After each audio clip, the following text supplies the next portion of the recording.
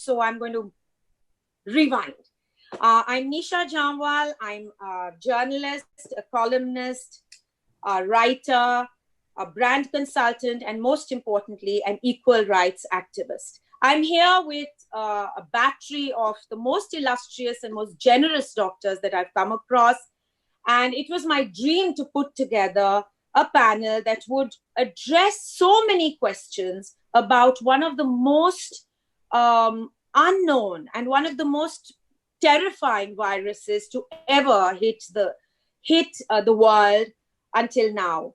This pandemic has taken the entire world by storm. But before I introduce this lovely set of doctors, I'd like to thank the DY Patil team, which has helped me put this entire webinar together. I would like to thank Dr. Mayuri. I would like to thank Abhishek from the tech team, and most importantly, Dr. Suchetan Pradhan, who's fructified my idea into reality today.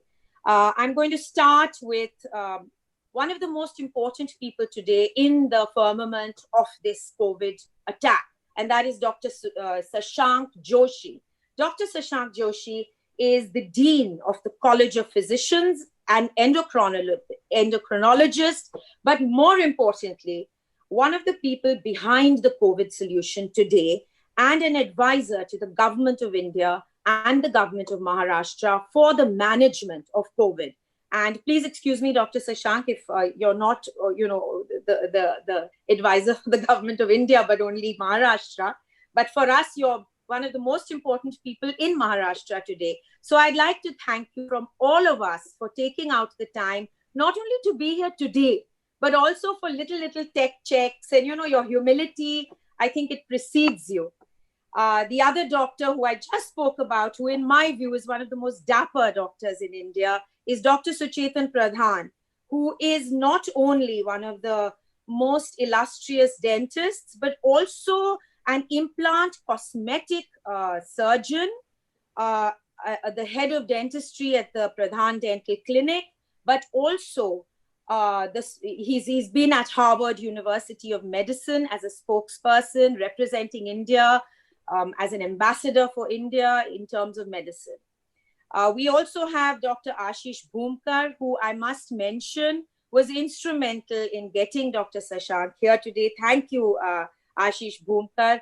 Dr. Ashish is also one of the most jovial, one of the most, he's one of the spirits behind today. And I had the privilege of brainstorming with him before this started today. Dr. Ashish is an ENT surgeon. But I would like to say he's a 360-degree doctor who has an approach to not only medicine, but also life. And then I'm coming to one of my favorites, that's Dr. Sangeeta Pikle. Am I saying the name right, Dr. Sangeeta? So doctor is, she's really what I consider a woman achiever. And all of you know I'm big on women achievers. So she's now please correct me, I'm trying. She's an obstetrician and a gynecologist. Yes, and she's a specialist in hospital management, health, and she works in the healthcare skills sector, skilling people for healthcare and for humanitarian work, apart from working in various NGOs. She's got lots and lots to share, and she's very passionate about the COVID situation. So she's going to be, pouring with ideas, and I'm going to have to tell her only 1.5 minutes, Dr. Sangeeta Pikle. Next, we have a very interesting doctor who's Dr. Haresh Mehta. Dr. Haresh is an interventional cardiologist, but intertwined with this is his passion for meditation. He is a specialist in meditation, and he's going to, we are going to deal with cardiology and meditation together when we speak about, the present malaise. And I come to Sona Pungwarkar. Sona is one of the loveliest doctors. And she knows we have a private joke, one of the youngest senior doctors. She's also a woman achiever. She's, she's working on ground with the COVID problem. And she's very frustrated about the panic that COVID has created. She's very tormented, and she wants to reach out to Bombay. She wants to reach out to India. She wants to reach out to the world to say, hey, it's okay. the panic is going to make matters worse. So I'm going to allow her to share that with you later. And I'm coming to one of my favorite people who's been a friend of mine for over 20 years, somebody who's kind. Everyone I've spoken to about her has said, she's one of the most level-headed doctors, and that's Dr. Safal Ashraf, another woman achiever, a person who's, a friend, a guide, a mentor to me personally. She's not only a gynecologist and a physician, but she also works with her husband at the Shroff Eye Clinic. And I have Dr. Jimmy Modi, who's a psychotherapist. He works with stress and anxiety and is very important right now because we know that domestic violence is on the rise. We know people are abusing little children in their homes during the lockdown. We know that this malaise has created a lot of mental panic and stress. So we're going to hear from Dr. Jimmy Modi. And last but not the least is somebody very special. She's not a doctor. She is a woman achiever. But, she is somebody who's working on ground at Kamatipura. She's working in Alibag with the victims of the cyclone. She's the CEO and the founder of the management trustee of the Life Foundation. I just wanted to get that right. And, she has gone to Kamatipura and understood not the privileged class, but the people who actually are struggling on ground with the problems of this current malaise. And I have to mention that she's just given me 1,500 masks and PPE kits for those monks who are working on ground to help people. So here's a big hand for all of you. A little about why today happened, just a second of your time. Today happened because around the 5th of February, I began to realize that COVID is something that's not just far away in China. Something's going to happen in our country. My husband, who's the wind beneath my wings, one of my highest reverences, told me that today, it's not something to scoff at. It's going to be very serious. He is the chairman and the mind behind Tata Health. When he said this to me, I knew that the one important thing is for all of us to come together in the world and attack COVID together. So when I formed this group, it became so popular, I ended up having 3 groups on WhatsApp. And I knew that what would the group be without doctors? Now, guess what? All the doctors you see today came on board that group, not only to give, dispel all the wrong information that's been floating around, but also to give strength and to give the right information and the right tips on immunity and staying healthy and keeping at bay COVID. So this is the reason that we got together. So today you don't see just doctors, you see a young family who have got together to educate not only Bombay, but the rest of the world on what is right and what is wrong, what are misnomers, and to dispel all the fear and the anxiety. So let's start with this fabulous session. I'm really excited that we're all together. And I'm going to start by asking all of you doctors by turn, one important thing. I feel that Dr. Shashank, can you start by answering us? We are all waiting to hear from you. I feel that hospital beds are crowding up. I feel that there is no space in ICUs anymore.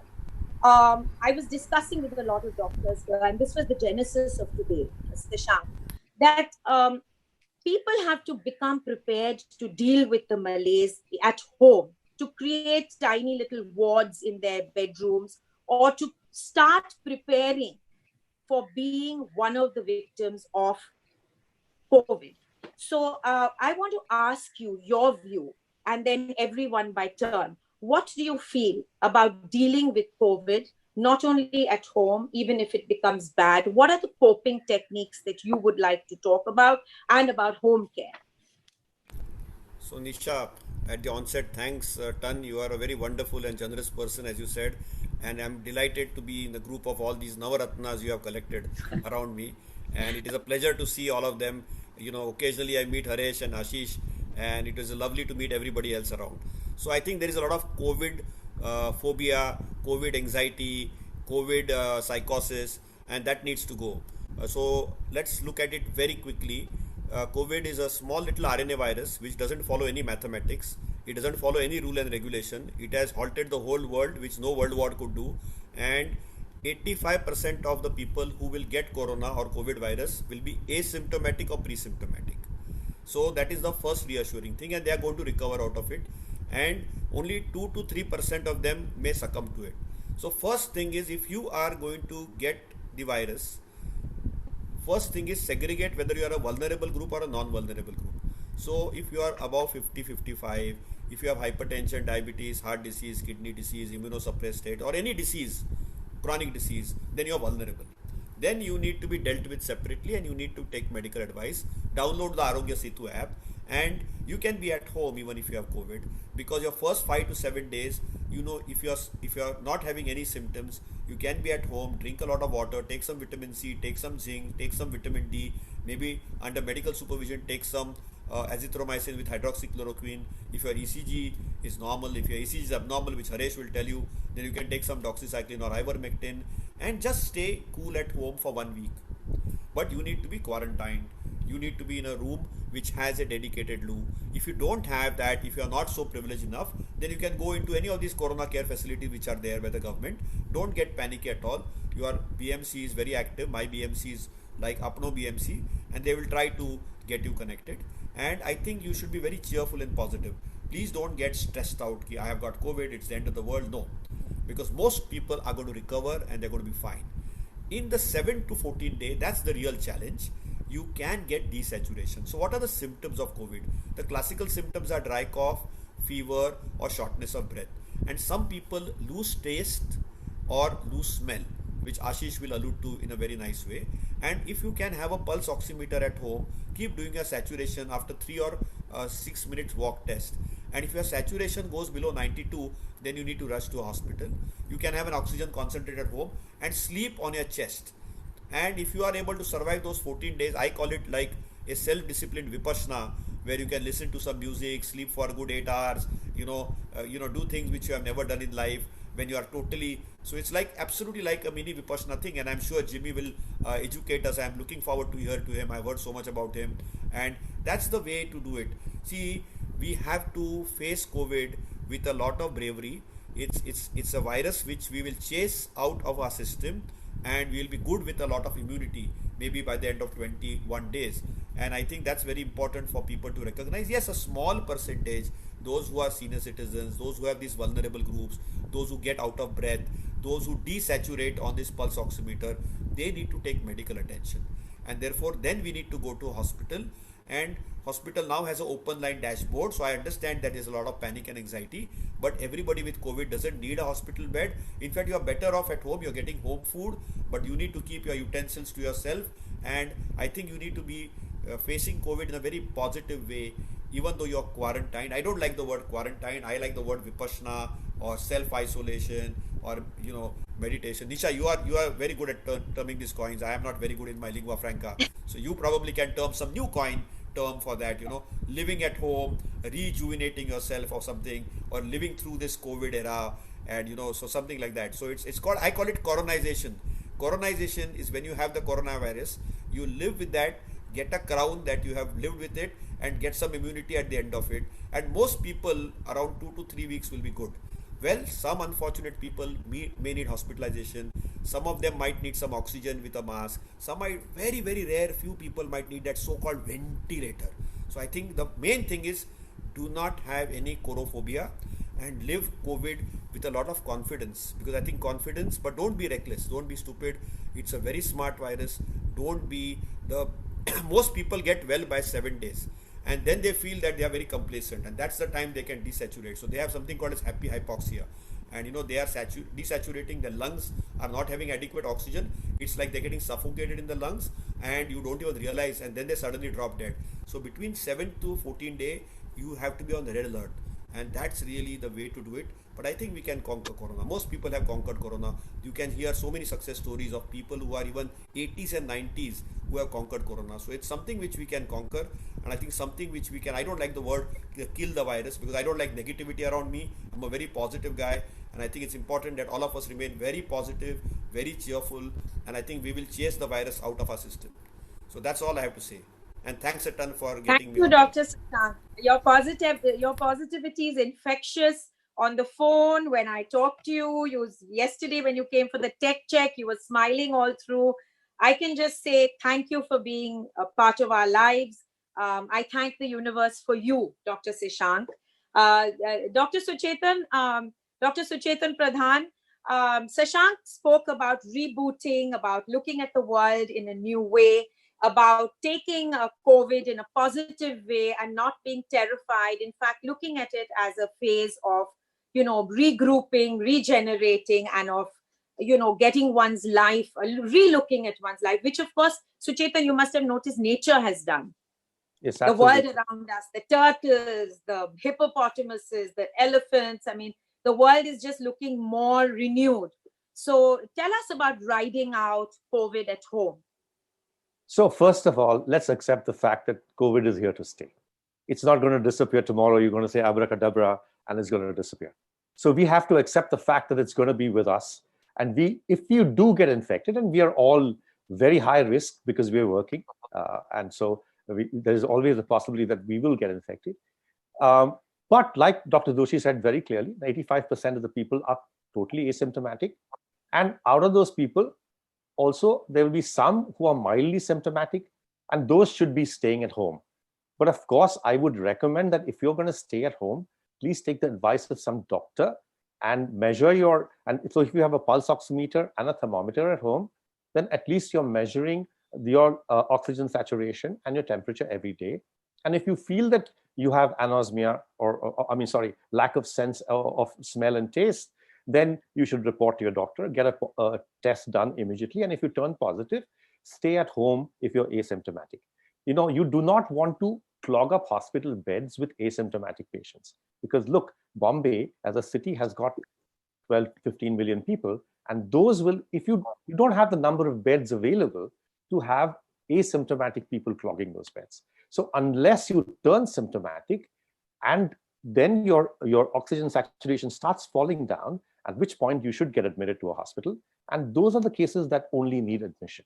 So when you're at home, make sure that there's no panic inside your house as well, because a lot of the relatives and the neighbors will panic saying, oh, he's got COVID. It's not a death sentence that we are sort of delivering to you. Please understand that. So that is something that all of us will have to talk to, and Dr. Modi will tell us how to do that. I'm also looking forward to listening to what he has to say about this. But the panic situation has to be stopped. You have to isolate yourself. You got to make sure that you are well hydrated and that you are mentally very alert. So meditation is a good idea of doing it. Vipassana was a good way of doing it. And make sure that your family understands. You can communicate over the WhatsApp groups and stuff like that. And then we can take it forward from there. So I think don't panic. Be happy. Thank you, Dr. Suchetan. That was brilliant as usual. Always so encouraging. The other day I rang up Suchetan at 12 to wish him for his birthday, and he thought I'm calling him because I've got COVID. So he was so worried. So that's the way we are living these days. Poonam Lalwani of the Life Foundation, generous-hearted and kind. Will you tell us about a little bit about, the people who've had COVID and who've had to live with it in their, in their humble establishments at Kamatipura? How are they managing? Are they riding it at home? How are they managing? What have you seen? What are your impressions? Thank you, Nisha, for inviting me with this very illustrious panel. As a social worker, I really don't know what I'm doing with all these great minds, but thank you. I'm humbled to be here.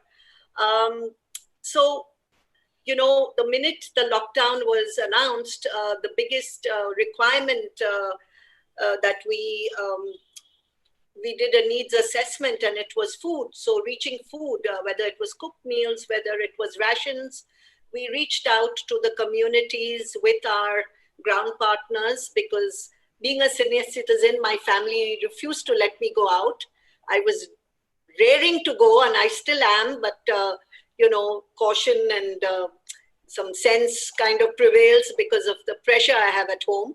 But otherwise, it's been the most phenomenal time I have experienced in reaching out to the necessary pockets of communities where we've been working for years in communities in Mumbai through the ICDS and the Anganwadis, and our work is in Poonam, education. how are they managing? How are these people managing? They are not managing well at all. So if you look at different areas, whether it's Dharavi, whether it's Kurla, whether it's Dongri, whether it's Kalina, Santa Cruz, I get different stories from there. So there's anxiety, like we said, there's sadness, there's anger, there's a lot of anger. There is fear that if the woman is positive, what happens to the children? Who's going to look after the children in the family? There is a case where the wife was taken away to the hospital and the husband is on essential duty and 2 little kids all alone at home. Very difficult to live in those circumstances. The father was crying. There are so many stories of domestic violence with the children that the mothers are so stressed with the amount of housework they have to do. Earlier, they'd go out to work, so they would have that little break from housework. But now there's a lot of demands on them, both from the husbands and the children, and maybe even the parents. So she's bearing a lot of the burden and very stressed out. Kids are very poor things. For them, it's the toughest because they're completely living a different life, something they don't understand, and difficult to explain to them that this is the new normal and you may not be going to school for a long, long time. So it's very, very tough. As far as hygiene is concerned, Nisha, we discussed it. It's very difficult for them. In Janta Nagar, which is at Worli, there are 8 toilets for 1,000 people. Now you can imagine how can people distance themselves. I mean, the homes are so close, they're so packed, tightly packed that you're bumping into anyone, even if you want to stay away. If people are wearing masks, there are others who are not wearing masks and who are defying it and saying, what's it got to do with you? I mean, these are my social workers on the ground giving me these stories, okay? So they are telling me what is the factual scenario out there. So it's not easy. They're scared to go into quarantine because they've heard the food is very bad. I'm sorry, Dr. Shashank, but they've got cats running and rats running in the wards, and they feel we are better off in the slum. It's at least our home. However, we have to understand they are typically between 6 and 10 people in one little shanty. There is no window. There's a sliver of sunlight. So where are they getting their vitamin D from? There are no open spaces. So to me, the whole culprit in this scenario is the way the slums have grown, and no government has been able to address it. 20 years back, this proposal for the government is doing the best that they can. This is something unexpected. And thank you from us all for doing a lot for humanity. We're all grateful to you, Poonam. And we will try and aid and abet you in all the ways that we can. Can I come to Dr. Ashish Bhumkar? We need a cheerful note now because we are all a little saddened to hear of the state. I didn't want to hear that sad stories. Yeah. And that is the reality, unfortunately. But we have to all do our bit to come out. Yeah. And I think we're all do. You know, you call it the spirit of Bombay. You actually see it now, isn't it, Dr. Ashish? Sure, absolutely, yeah. And Dr. Ashish, what is your view on, riding Corona, the virus at home, COVID? The fact that a lot of us are not going to be able to go to hospitals. We should not. A lot of privileged people who have high immunity. So I'm going to pick up. I'm going to pick up from what Suchendan. The key sentence from his talk was that COVID is not a death sentence. I think first of all, one has to internalize this, that just because I test positive or I get a fever does not mean at the end of 10 days or so, I'm going to die. Almost nobody is dying. That 2 and 3% looks small, but really it's really very small. So first of all, just getting COVID positive doesn't mean anything at all. And this virus is a trickster. It sort of plays with you like a cat plays with a mouse. It sort of gives you a symptom for a while and takes away the symptom, and you get a wrong or a false sense of well-being. Understanding this virus now, Shashank and the other scientific minds, we understand this is a trickster. So how to follow it up? And the trick to trick this trickster is to do your pulse oximetry and look at the oxygen saturation. If it is 95 and above, you don't even have to think of going to a hospital. You need no medical care actually, except this is the only disease where it affects two people, yourself as a person and your surrounding. So the surrounding is to prevent it from spreading to the surrounding, you need the isolation. But for your own self and your own health, if your saturation is 95 and more, and probably Shashank will speak about the 3 or a 6 minute test, but everybody should get a pulse oximeters. And that's something which Shashank is trying through the government, through the BMC, to make it available everywhere, lakhs and lakhs, just this simple clip device on your finger that can tell you whether you need to go to the hospital or not. Because out of fear, people feel breathless, but to count the breathless, whether the oxygen is getting compromised or not, our pulse oximeter is actually the device. The ventilator is really for a few, but pulse oximeter is for everybody. And the moment you know that you're 94 or 90% saturation, the question of going to the hospital doesn't arise. So that, I think, takes care of more than 80% of the workload. 80% of the patients are not even going to need the hospital. Forget about, except what Poonam said about those who do not have the privilege of isolating themselves. But otherwise, those who can in one way or the other, they should just do this. And then there's between 95 and 90 saturation, there is that window about which actually, honestly, what your purpose of this seminar is can there be home oxygen pavilions, or can we bring something as an intermediate between the home and the hospital? For interim few hours, we can have a oxygen tent or an oxygen concentrator at home. Apply the oxygen to yourself and check on your pulse oximeter, whether your saturation is going up or not. If it is going up, you don't need to go to the hospital.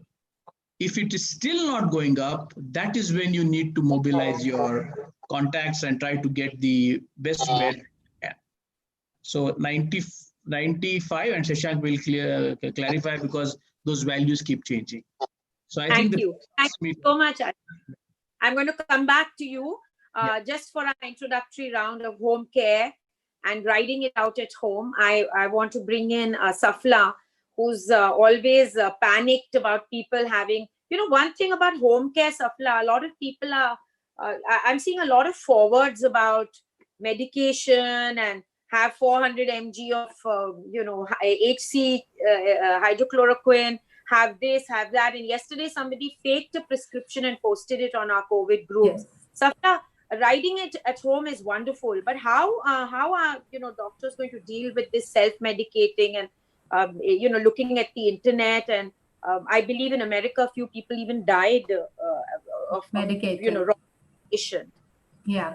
So excellent question, Nisha, and happy to be here. And Dr. Joshi, Dr. Pradhan, Dr. Ashish have already highlighted a lot about the pulse oximeter. But let me start by saying that when we are looking at home care, firstly is that, of course, you, like Dr. Joshi said, that you need to have a facility where you can have an isolated, well-ventilated room with an attached bathroom, and you will stock it up with not just these equipments, but also medications. So coming to the equipment, they've already mentioned about the pulse oximeter. I would just like to add just one point, that sometimes those who have chronic obstructive pulmonary diseases or sleep apnea, I have a patient who has sleep apnea for many years, their readings are always on the lower side. So once your physician needs to be partnering with you to know what is your benchmark for yourself, and then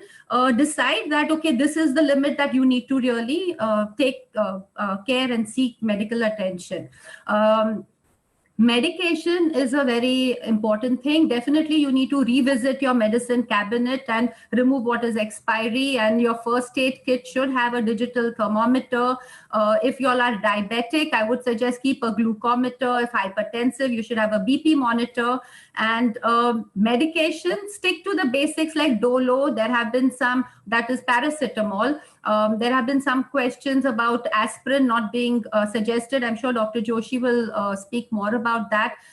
Please do not stock up on medicines that based on WhatsApp forwards. I was horrified to see a complete detailed medication prescription with names even I couldn't pronounce, to be honest with you, and doses I never knew. So I said this is a really scary situation because, of course, things are getting regulated in our country, and I'm very happy because not just because of Corona, and just before that also, chemists are also very careful not to give over-the-counter medication without proper prescriptions. But still, there could always be some loopholes. So you cannot stock up based on these WhatsApp forwards.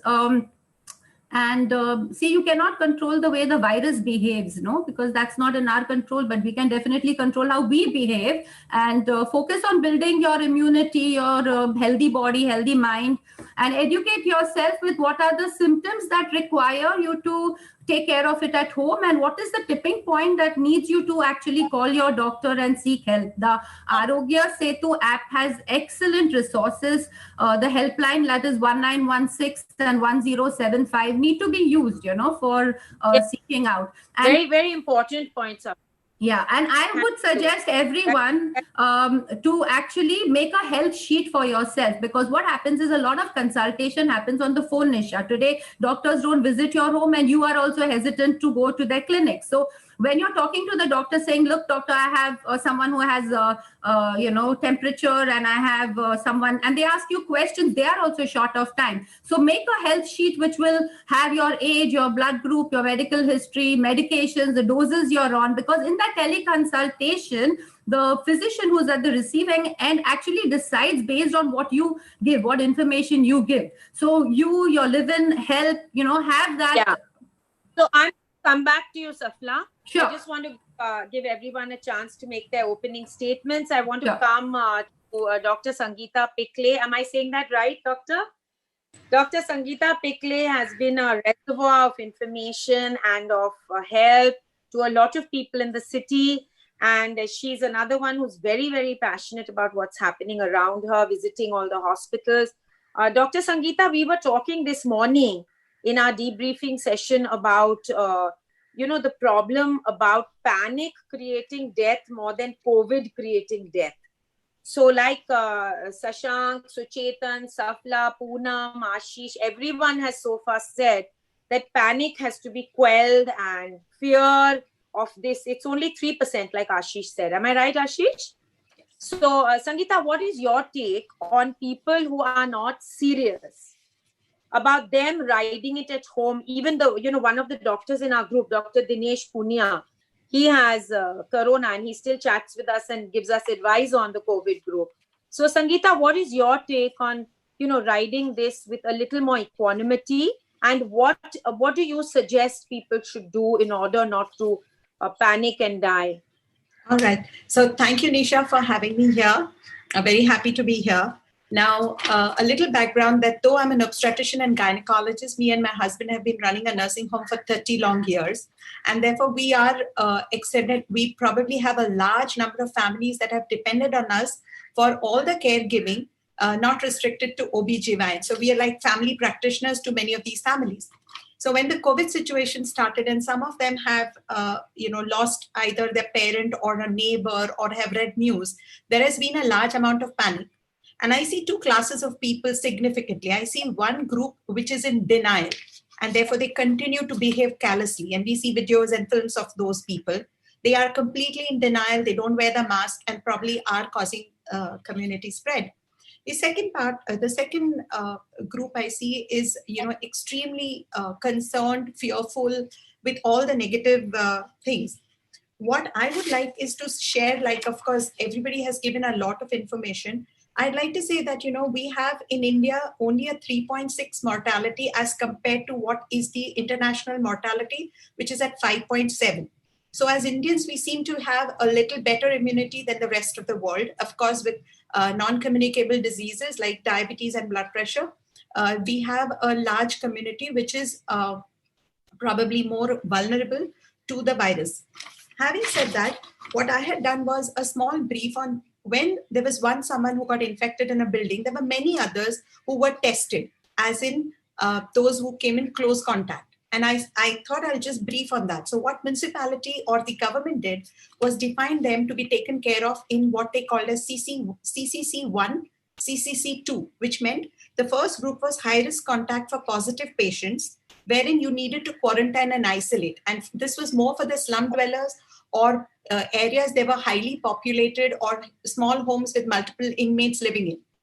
Now, this is not necessary for people who have, their homes which are big enough to be able to isolate and quarantine. So these are the people who do not need to get into the government sector, hospitals and healthcare and take care of themselves.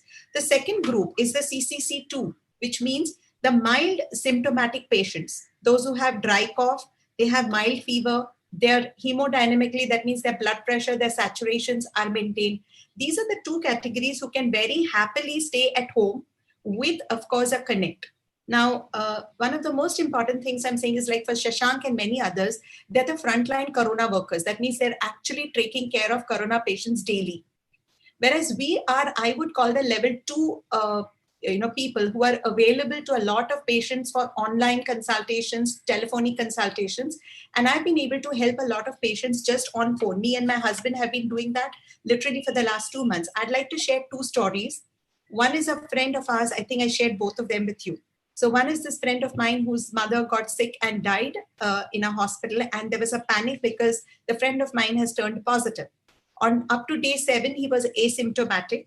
Today, we have admitted him, which is day 12, wherein we have found a couple of home investigations we did. So we did tests like D-dimer, we did tests like ferritin on home testing basis. His saturation is still maintained. He was perfectly fine. So how do you manage at home? So not only pulse oximeter, from day 7 till day 14, there can be certain blood tests. And these are based on investigations, which can today be done easily in the private sector from home. There are many home care, service providers in the sense online consult. So at where I work in, Raheja Fortis has a home help, for care at home. There is HealthSpring, which is giving. There is Reliance, which is giving. They have little packages by which you can stay at home, get the investigations done at right time, look if your lung is getting consumed, and then you are red flagged. So if you're red flagged, then you need to go to the hospital. So this patient of mine that I have admitted today is a 55-year-old male who was perfectly fine for 12 days. Today, I see just one blood test elevated. I have put him in the hospital, and I know we will not, tip the scales for him. So home care also will require some amount of physician consultations, some amount of someone coordinating for you. And this is what people have to do. And the bed requirements, which is of shortage, is the dedicated COVID hospitals, wherein you need intensive. So if we take care of some of them at home, some of them properly in the CC1, CC2, I think the load on the tertiary care will reduce because some of the beds are remaining occupied by patients we feel in anticipation that they will deteriorate. They are staying in the hospital longer. So if we can build the system for home care with more investigations possible, more physicians trained to do online consult and WhatsApp consult, do the necessary tests like ferritin, D-dimer at the right timing, do the 6-minute walk test. And these are things that you need. So you do need a clinician to be in touch with you, and groups like you, I think, can do brilliantly by spreading all these, all the groups that you have created. I find we are giving ratified and perfect information to the people. And I think if we can do that on a regular basis, we could manage a lot of patients at home who are COVID positive but not sick.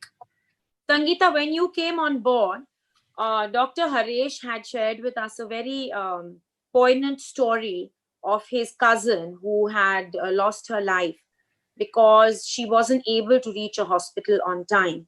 So I want to bring in Dr. Sona and Dr. Haresh right now because Dr. Sangeeta, I have an issue with the fact that when would one know, we are discussing home care, Dr. Haresh. When would one know, Sona, that you have now become serious and you have to go to a hospital? And Harish, what happens when you don't get that bed? Because the young lady, she died, right? She died because she was denied in, I think Lilavati Hospital refused to take her. Am I right? I mean, I could be wrong about the name of the hospital, but there was one hospital that refused to take her. So, Harish, what do you feel one would do? And Sona, how do you feel is that tipping point when you know that you're not recovering and you're, getting worse with your bravado and your home care? What is that tipping point? That's a good question. And first of all, thanks for having me here. You're doing a wonderful job with that group, because it gives me also a lot of encouragement. At least I'm on right track. Because when I started, my husband and I decided not to keep our clinics closed day one. So we've been working throughout the clinic. And Thank you. My husband and I. Thank you all for keeping your clinics open. I happen to know that all of you are working on ground, and that's the reason I'm having this today, because you have first-hand information. So usually my husband and I don't agree on most things, but this one was one which we agreed, and I'm not allowed to disclose his age, but he is more than 55. That is all I can disclose to you all. But why I mentioned this is because it's scary as a doctor to take it head on and not listen to the regular advice which came that stay at home because of his age. We would decide that we will not allow this disease to get to us. We will come out victorious, and we had the responsibility of not only taking care of ourselves, because a lot of our family depended on us, but we also understood a lot of our community depended on us, the extended family, as we may call. And once, if we kept the clinic open, then we had the responsibility of even our staff who reported to work to keep them safe. And so I started on a rampant knowledge-seeking spree, which normally as a radiologist, if I know you see a doctor in front of my name, but as a radiologist, I'm as good as a layperson. I have to ask all the doses to all doctors like Dr. Shashank and Dr. Pikle. So it's like I'm almost like one of the people who are in the audiences, and I had to understand how this disease was moving. So I had to be very alert. And what I started focusing on was not on the number of positives or the number of people dying, but I started focusing on the numbers that Dr. Shashank alluded to before, that 85 to 90 people are going to have it, not know it, and become well, which is like any other flu. And then the 10%, I had to know when the people would need my help or somebody else's help. I was part of all the volunteer groups that I could find myself into. They didn't take me as a person who could work in an ICU for some reason, but I was on the ground, working with donors, working with police, working with a lot of other people, trying to reach out and give information and education that I was acquiring. But at the same time, there was a lot of fear that am I doing the right thing, putting my family at risk, because I still have a 93-year-old mother-in-law at home. Okay.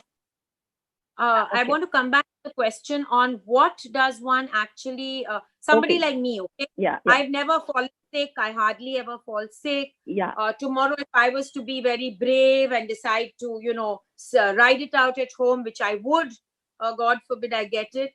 But how would I know? Just quickly coming to that point. Yeah, I'll quickly come to that point. So having a 93-year-old mother-in-law. Yeah, Shashank has to rush another webinar. Okay. So I'm trying to collect all of us and get everyone's view. Okay. So we had these about 5 or 6 of our staff, including us, having some kind of sore throat related issues or conjunctivitis, which now we don't see. And maybe Dr. Shashank can confirm that earlier we had a lot of cases of conjunctivitis, but now we are not seeing as much. So these people who we thought had some symptomatology of COVID-related symptoms, we would make calls to them at least 3 or 4 times a day, asking that, are they breathless? Are they facing any kind of increase in the no response to medicine, to fever? Is there expectoration along with just a dry cough coming out? Is the conjunctivitis not healing with the medication that has been provided? So these were indicators. This was much before the pulse oximeter thing came into the thing. And now, of course, we go on to, are you breathless? Are you having oxygen?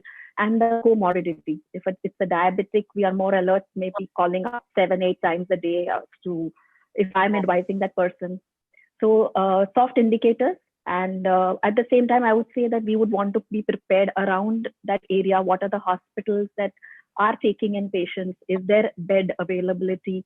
and making sure that the medications that they have taken are right or not. And I think other indicators maybe other than pulse oximeter, oxygen saturation, and increase in breathlessness, the other doctors could, like Dr. Pikle spoke about D-dimer. So we are keeping a track of So all we'll come those back investigations. Dr. Sasank, but first I wanted Haresh to tell us one of the ways Haresh and I connected was when he was so unhappy that he lost a relative who wasn't able to get a hospital bed. So yes, we all have to ride it out at home. We must not monopolize beds. We have to create wards in our own home and be prepared. Because in my humble lay person's opinion, I feel everyone's going to get COVID once in their lifetimes. But Haresh, what was your experience? I mean, how did you, how did you ride that storm with your family? Haresh, we can't hear you. There's something wrong with your audio. Is it me or is Haresh's audio not working? No, Haresh, your audio is not Audio working. is not working. Haresh, you need Okay, to... while Haresh fixes it, I'm going to bring in Jimmy. Jimmy, everyone's waiting to hear from you. Can you tell me and tell all of our, like Sasank said, we're all waiting to hear from you. Tell us quickly 10 tips on riding Corona at home. How do we keep our sanity? How do we not get breathless with panic rather than breathless with COVID?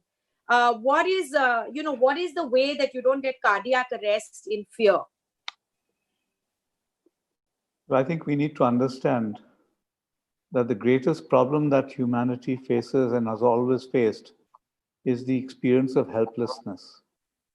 We cannot stand, we cannot bear helplessness of any kind.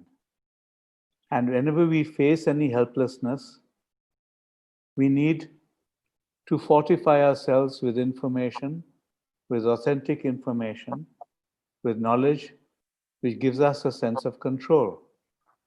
And if we don't have that sense of control, we go into a panic.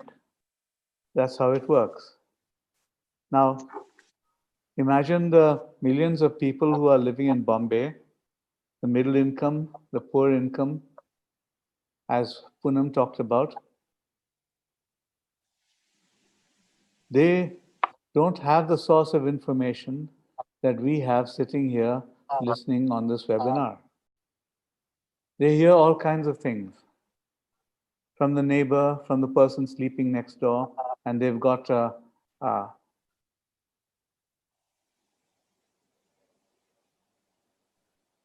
and they've got 10 people sleeping in a room sometimes.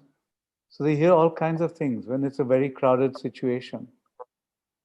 We hear all kinds of things. Just the other day, I heard someone saying, "Oh, don't join Arogya Setu. It's a ripoff." People will hear all kinds of things. Rumors spread easily. And if we indulge in false information, that makes the rumors spread even more. So when you have all these rumors flying, all this false information going around, when you have the media, the television and other so-called responsible media not being really very responsible, then what have you got? You've got a pandemic that's going into panic. Nobody knows what to believe anymore. Now suddenly tomorrow, if the media came out with something that was real and true, most of us would not believe them because we've lost trust, we've lost faith in them. We've lost trust and we've lost faith in the government. Who do we believe? They may come out with the wisest statements, the best guidance. Who do we believe? How do we get people to believe us again? And a lot of people I've come across who say, "Oh no, I can't go to this kind of cure COVID kind of webinars because it's too much of this technical talk, which will go way above my head, and I just don't understand what the heck they're talking about." So you've got that also on the other hand. So basically what it calls for is a very simple solution of reaching out to people with an information package, perhaps, that people can understand. that provides the basics that the people need to know. And that has to combat with the media that talks about the number of cases mounting every day, the number of cases in Maharashtra, the number of deaths, and by chance, if you're lucky, you may get to hear about the number of recoveries, and nobody gives any attention to that. So how can faith and hope and confidence be built if this is the kind of situation, if this is the kind of thing that we humans are going to indulge in?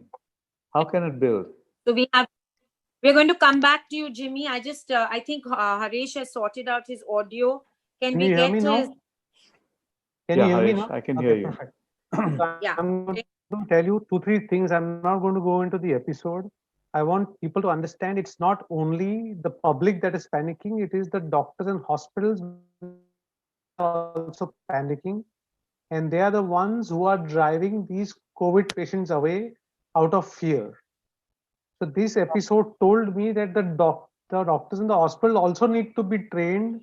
When a patient comes to you with a problem with a dropping saturation, at least take him to the casualty, evaluate him, get him in the isolation room, help him to another hospital. This patient was driven from hospital to hospital without allowed in the casualty. That was the sad part. Coming to Suchetan, which he very clearly mentioned about panic. Panic is of 2 types. One panic is an external panic, what you see around you, that is COVID everywhere, everybody's dying. You get this fear from papers. The bigger panic is within you, is your internal panic, which Dr. Jimmy to some extent put across. If you are not in peace with yourself internally, then a smallest of bad news is going to shake you. It's like a leaf in the wind. It's going to shake you up and down. And that's when you start realizing, oh, you are in the middle of a problem and you can't get out. So that is where I feel that meditation equalizes and normalizes you to such an extent that you understand the reality of things that is happening around you. So your inner panic has to disappear to get hold of this problem. So these 2 things, Nisha, according to me, are very important. And I end with one more thing, which is very important regarding Safala, Sangeeta, Shashank, all mentioned about home care. Doctor is a vital cog to home care. Because if you give HCQ, which is generally an innocuous drug, there's no problem. But I'm having patients taking HCQ without asking anybody. But if that patient is on a drug which can make the effect of HCQ harmful, or he's got a disease which can make HCQ harmful, and he takes it, and then he dies and he says the doctor is to be blamed because he put an outright label, he take HCQ. So all of us should know, consult your doctor, and you all will be able to write this COVID well. Right, Nisha? Absolutely, Haresh. Thank you so much for sharing such an intimate experience and showing the vulnerability also of doctors, that seldom ever comes across. Shashank, can I come back to you with a specific question? I think very few people know that you yourself have ridden the storm of COVID. You yourself are somebody who's been through it, are hopefully immune. I have 2 questions for you, Shashank. Do you feel it's the fear and panic that it creates is justified? And the second, we know so little about the virus. Does it actually recur in the same person who's had it? Can it recur? There are so many rumors about this. So I want you to enlighten all of us and also tell us about your experience really quick about, riding the COVID bug and coming out looking so glistening. No, I think I must thank Ashish for having me here. And Ashish is a good friend of mine, and we have bonded better when I was living through a crisis myself. And I think 3 things, each one of you all have made some very wonderful pearls. But the first thing is we have too much of sensory overload through our Dr. Google and WhatsApp University and television and all these screens. So I think I would strongly recommend, the first thing which I did is I did a digital detox for 2 hours every day. No WhatsApp, no television, no screen, and 8 hours of sleep, which is very tough. And remember, if you feel that you have COVID, you try to Google out everything. You try to reach out to all the experts across the world. You want to get the best care across the world, and you don't want that critical mistake. And whether Sangeeta was telling that you should do these biomarkers, Haresh was very right. You need to be into a medical supervised system, period. Don't keep it simple. Don't make it complex. First of all, don't be fearful. Try to sleep for 8 hours, which is very easy to say, very difficult to follow. Try to eat on time, which is very difficult. I was puking the first 3 days because I'm very nervous types. I may look very positive here, but jab apne pe beetती है, only we know. And Ashish knows it a little too well because he's my like a soulmate to me, and that's not. Don't take it the other way around, and please don't misinterpret that. But he was like a big support system in my crisis times. And Ashish actually and me are actually handling a group which Poonam touched upon, that our source is the urban slums. And I'm actually a chair of a committee of primary healthcare of urban slums. We have to submit a study report to the government. See, 60 lakh people in Mumbai are living in urban slums, and it is through them that we get exposed. And I got the exposure, and I don't know whether I had it. I tested negative. I took the full treatment because I had all the symptoms. And let me be very honest, it was through a driver. And the driver has recovered. I'm very happy that a driver had recovered. But you have to look at the driver and his conditions, the loos he uses. Like in Dharavi, as Poonam rightfully said, the number of loos are very limited. And that is why you need to recognize that from where was the contact, how well you trace the contact, how well you isolate yourself, and be connected to a connected system. And do not get into a WhatsApp university. Treatment of COVID is supportive. It is, the virus is more in the mind. I agree with Jimmy completely. It's all in your mind. But when it is real inside your body, you need to be careful. Now you have put another fear in me. Can it recur? And am I immune? Okay, so the honest answer for that is I don't know whether I'm immune, but I'm going to do my antibody test, which is a neutralizing antibody, which has to be done in a particular titer. Those facilities are not available, but I have a very good friend in Bangalore called Kiran Majumdar Shah. She's going to help me out with she's doing experiments. So I said I could be experimental guinea pig and I could donate my blood, and she could do my neutralizing antibody to know whether I am capable of donating blood to somebody where I can save someone's life. So that's A. B, I would know whether I'm immune or not. Can it recur? Well, yes, there's data from Korea that it has recurred, but usually a virus recurs in the next season. Now this virus has not even seen 2 seasons. So it will be premature for me as a medical doctor or as a scientist or as a medical researcher to tell you whether we know the truth of this virus. We don't know. So the honest answer is we don't know whether it can recur. But in Korea, where recurrences occurred, these were viral RNAs which were picked up that a test was positive. But whether this RNA was replicative, we don't know. One small thing which I want to tell everybody, and please don't get panicky about this, that if somebody gets COVID, it is only the first 10 days that the virus is replicative and infectious. After 10 days, that replication stops. Your test swab may be positive, you are not really replicative or infectious to the other individual. So there is so much of demystification which is required that it really takes a lot of exacting pain. But I think, we are all human beings, and doctors are no exception. I completely agree with Haresh that doctors are absolutely no exceptions. That you need to recognize that healthcare workers are at risk, our police folks are at risk, our sanitization workers are at risk, and we have lost a couple of our friends and colleagues in this war of COVID. And some of us may be lucky that we are alive, and we are grateful that we are seeing the sunset and the sunrise of the day. But I think we still need to be cheerful. Please take the right information from the right place. And if you do not know something, be honest enough.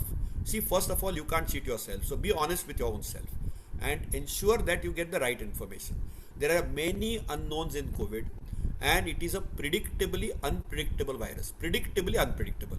And its information on COVID is also every day there is a new information. And how sensitive people are. I'll just give you a small example today morning, Nisha, and I'm not going to take too much of time because Ashish has told me you can't speak more than 2 minutes. You talk too much. Okay. And he's my controller. Okay. And now at least I'm talking. Like 2 weeks back, if I had talked, I was like tongue-tied. I was just tongue-tied. So today at least I'm able to vocalize myself. So one thing is today morning, in Bombay yesterday, some 97 deaths occurred. So I'm very happy. A lot of people are saying deaths. They scare you.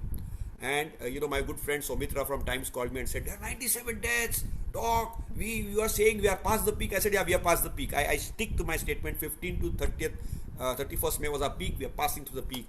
These are old deaths. because they had reported 20 deaths between those last 3 months. They were collated and put now because they had tried to actually pick out his death records. I put that on Twitter.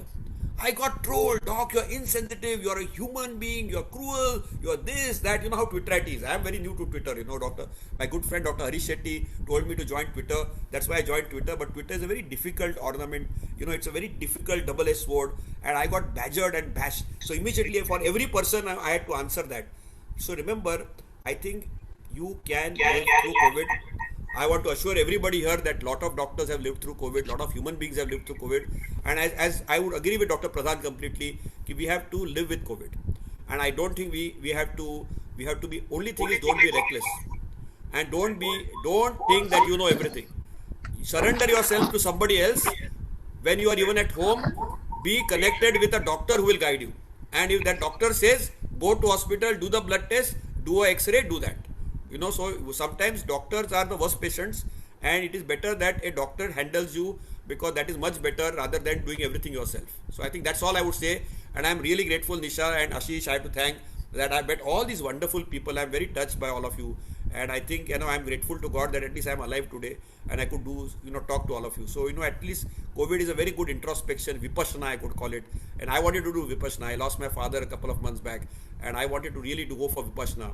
COVID did not allow me and my 80-year-old mom to go for Vipassana. So actually, you know, it allowed, I think it like a positive thing. It allowed me to do some of soul searching, Vipassana, do things which I wanted to do. And I didn't read too much about COVIDology, though I wrote some research papers. One research paper I wrote with a medical student from my friend at Mayo Clinic, Dr. Amit Ghosh, and his son, was on communication. The key is communication and telemedicine. And we wrote a nice article. I think Nisha, I sent that article to you. It's for medical doctors, but it's important. The main thing in COVID is communication. It's all about how you communicate inside with your own self and with the outside world. And that's what I learned from my experience. Thank you. Shashank, Nisha, I think we should ask him about the tipping point. Where does home care, from between home care to the hospital? I think Shashank is more competent. Ashish, I think we can get Sangeeta and Shashank on that tipping point. That's an important question. So Sangeeta had also wanted to talk about it. And Shashank, why don't you start and Sangeeta will take off from there. So I'll be very brief. 6-minute test if there is desaturation below 92. And Sangeeta said simple parameters. So we want, you know, in Mumbai, lot of people are not affording. So we call it Sundar Sasta Majboot. Okay, so something which is very economical and affordable. So the simplest test for that is CRP. If your CRP is above 100 and your lymphocyte count is low, which is the neutrophil to lymphocyte ratio, simple CBC CRP everybody can afford. You know, you don't need rocket science. So if your neutrophil to lymphocyte ratio, lymphocytes are low, CRP is above 100, that's a tipping point. You need to be under some hospital care.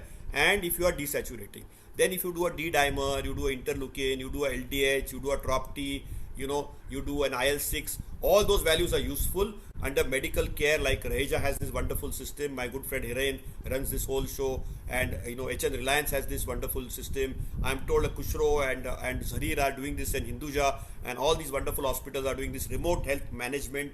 You know, also one simple clinical tip I want to tell you: if somebody is not looking good, doesn't feel good from inside, that gut feeling, put the patient in the hospital. I have seen this so many times. I am now doing a voluntary service. I have any patient who wants COVID care, they can call me on 98201-86302. I am giving it free service. I don't want to charge anything. All I say is whatever, if you feel something about it, donate it to CM's fund or PM's fund. But remember one thing, if your inner voice tells you are not looking okay, just go to hospital, get admitted. Then we don't want to take a chance, particularly from day 5 to day 10. Because see, COVID is a very tricky virus. So I think, Ashish, I have answered your question. I know that it's not easy to answer these questions because we are learning all the time. But that tipping point, CRP, lymphocyte count, neutrophil to lymphocyte ratio, and 6-minute walk test where the saturation drops below, these are all very medical. So I don't want to be very technical, you know, and with lay people. But that's all I can tell you. These are the simplest ways to handle it.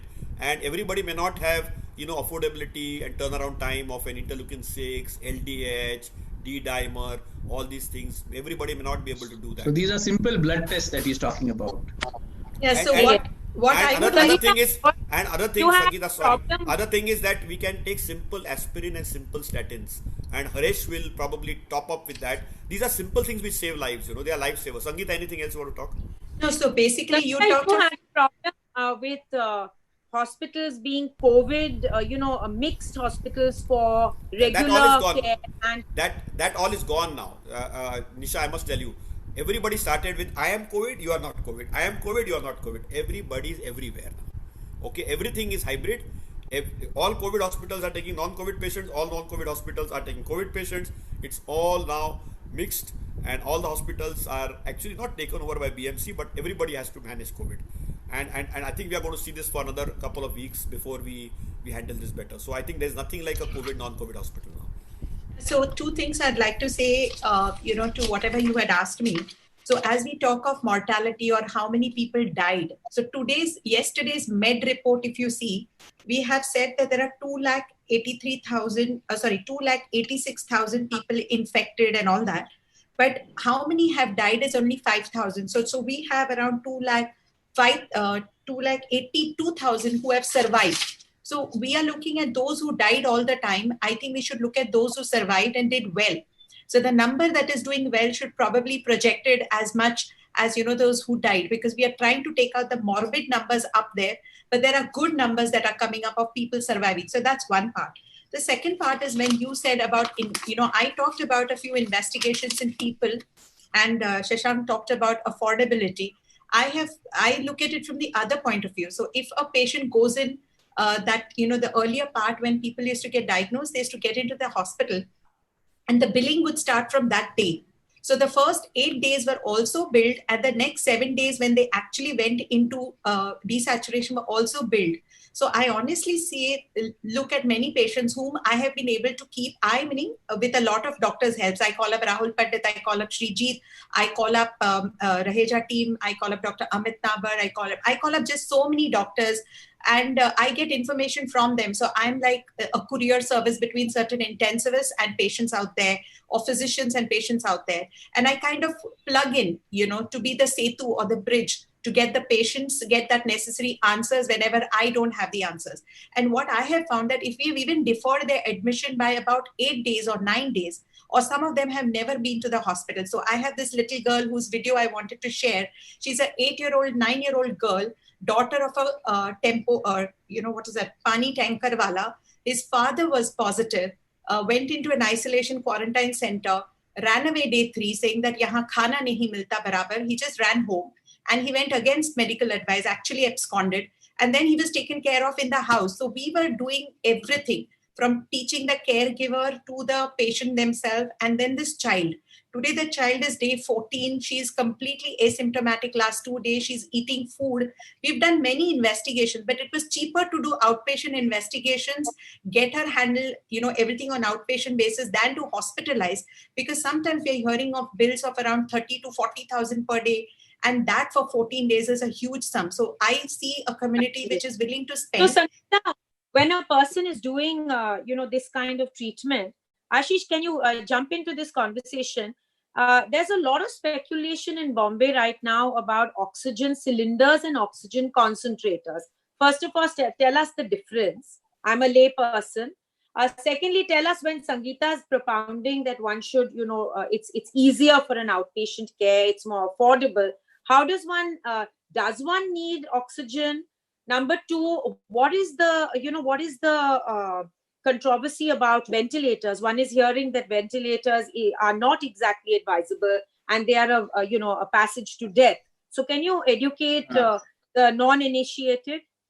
I'm just going to take a second more. I'm not propounding outpatient, but I'm seeing those patients who can't afford, can't access, they are low risk and can be managed at home. These are the ones, and somebody like a doctor has to help triage in the community as to, are you consuming, is your lung getting consumed so much that you need a hospital, or are you not into that stage that you need oxygen and hospital? So I'm not saying that we should manage at home, but we say that a primary physician can help you triage whether you can be managed at home.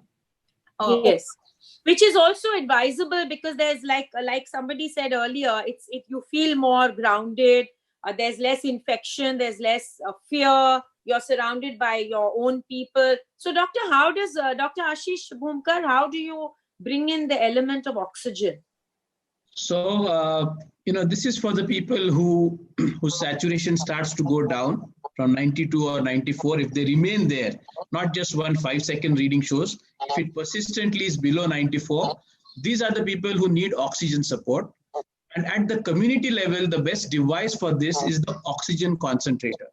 This is just a simple device which you plug in, and from the natural room air, it sucks in the air and increases the concentration of oxygen in that air, which means you have an unlimited supply throughout. So long as the machine is on, you get air rich in oxygen. Now, this air... So, Dr. Ashish, I'm sorry to interject, but you don't wear a mask. It's for everyone in the room? No. Yeah, it is for individual person. You have to wear a mask. It is per person that you have to wear it on this thing. And you get air which is rich in oxygen, which is up to 5 liters. Oxygen is also quantified. Depending upon your severity, you need 5 liters, 6 liters, 7 liters, or 2 liters, something like this. So the oxygen... So is it like a sleep apnea machine? And No. people who have sleep apnea, would you add something for those people who have sleep apnea? How do they deal with COVID? For them, it is connected. The sleep apnea machine will have to be connected to the oxygen concentrator. So the air that you breathe just gets rich in oxygen, and it is better than not having it. So therefore, when your saturation is down, having this is 24/7, because the oxygen cylinder will empty out and you will not know when to, and it needs to be replaced. Of course, with an oxygen cylinder, you can give a much higher concentration of oxygen. But I think at the home level, at the home care level, as a transition between the home and the hospital, an oxygen concentrator is ideal. So there's no panic about the oxygen running out. There's nobody trying to measure. So this is the best device. It is bought. It is actually available on rent at 150 rupees a day, something like 3,000 rupees per month. And it's very, otherwise it costs about 50,000 rupees. So this oxygen concentrator, I think, is a big savior. This also buys you time. When you are in low saturation, it buys you time. If you're not getting a bed for 5 hours, 7 hours, there's no panic. Because see, COVID is not like a heart attack. You don't die instantly. I mean, there's a tremendous phase of desaturation before you can collapse. So this prevents that desaturation and keeps your oxygenated well. So I think the oxygen concentrator is... Yeah. Ashish, Harish wants to jump in and add to what you're saying. So what Shashank said, I agree with him. Keep it simple. Don't do unnecessary tests unless your doctor says so, because otherwise the patient is always worried when you do 5-6 tests. CRP is good. Do that. Do the oxygen saturation. And I agree with Ashish. All societies should have an oxygen concentrator with them, big societies, so they can take care of these people. But one important thing that everyone needs to know, when you have these home care centers, they have to come up with a plan that they are going to get you a hospital bed. Otherwise, it's a useless thing. Once the desaturation starts, the home care center will say, okay, now find a bed for yourself. Then you're in the same situation. So I want Shashank to address this, that all these centers have to get you a bed in case you go down. Then the confidence will come up that I can remain at home. Am I right, Shashank? Yeah, but that's something which they don't want to commit. And that's a big which we are having. No, but the challenge before or after remains the same. No. So I think doesn't change. So let me allude very quickly here that, see, the biggest problem is that staying at home for the first week is no big deal. It is the second week which is the big challenge. And at that time, if you feel that you are little vulnerable, little early, little premature, it is better to get into hospital rather not getting into hospital. I think I'm very clear. Play safe, because we have lost lives in that critical infection time. And I think I agree with Ashish and both Harish completely, that we need to ensure that sometimes you need to play safe. Don't be paranoid. Secondly, I see people stacking and stocking. Indians have special tendency of holding. We are I think the number one holders on planet Earth. So people stock hydroxychloroquine, people will stock oxygen concentration, people stock masks. I bought masks in black, I got N95 masks at almost 500 rupees till Ashish sent me some later, and I could send some PPE kits to Ashish. So it's actually like this. It's crazy. People, they just go into this panic buying and hoarding, and now everybody will buy a pulse oximeter, so it will be again out of stock. So I think we need to recognize, if you are in the remotest of doubt, just get a bed and get into a system, or at least go to a triage unit of a big hospital and take care of it. Sangeeta is experienced, they are running a hospital, they know what they are doing, so is Sona. So many of our domain experts here are actually running this. Ashish is 24/7 on the phone. I think he never sleeps. At 2 o'clock at night he'll call me and he'll tell me, I have a patient, he's in Jupiter, I think it's COVID, they have missed it. And he's absolutely right. He's actually picked it up. It's Sari, this is day 18, the COVID test is going to be negative, they are treating, and he has picked it up very early. So it's important to recognize that if you are in doubt, book the bed. Otherwise, we'll have those unfortunate incidents.